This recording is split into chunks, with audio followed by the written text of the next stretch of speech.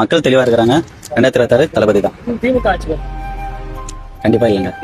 நீங்க விஜய் ரசிகர்கள் அப்படி சொல்றீங்க. நான் உண்மையா சொல்லலாம், நான் விஜய் ரசிகர்லாம் இல்ல. எனக்கு சினிமா பிடிக்கும், எனக்கு டேரக்டர் வைஸ் தான் பிடிக்குமே தவிர்த்து தளபதி பிடிக்கும்.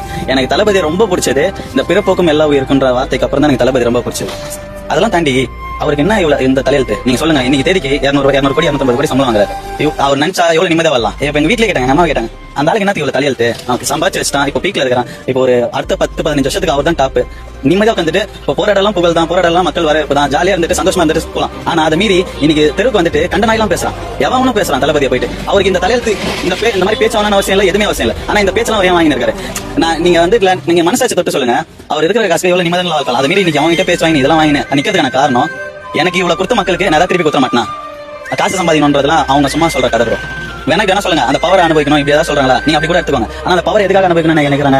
அந்த பவர் வச்சு நீங்க இன்னைக்கு வரைக்கும் மக்களுக்கு நல்லது செய்யல. 1000 ரூபாய் எங்க வச்சிருக்கீங்க, எனக்கு உரிமை தகவல் உனக்கு உரிமை 4 வருஷம் விட்டு மீதி 6 மாசம் இருக்கிறப்போ எல்லாத்தையும் ஓடி செய்றீங்க. ஊரெல்லாம் கிரவுண்ட் தரீங்க, ஊரெல்லாம் பார்க் தரீங்க, ஊரெல்லாம் ரோடு போறீங்க, பிரிட்ஜ் கட்டுறீங்க, இன்னைக்கு தரீங்க. இதெல்லாம் விட்டுட்டு நீங்க அப்பத்துல இருந்து செஞ்சிருந்தா இனி நீங்க பயப்பட வேண்டிய அவசியம் இல்ல. ஓட்டுக்கு 2000 கொடுக்கலாம், 3000 கொடுக்கலாம், இவன் எவ்வளவு பட்ஜெட் ஒதுக்குறான், அவன் எவ்வளவு பட்ஜெட் ஒதுக்குறான், அதுக்கேற்ற மாதிரி கேண்டிடேட் போடலாமா, ஜாதி பார்க்கணுமா, இதை பண்ணணும், எதுவுமே தேவை. நீங்க மக்களுக்கு நல்லது செய்ய ஓடி வந்து உங்களுக்கு ஓட்டு போட போறாங்க.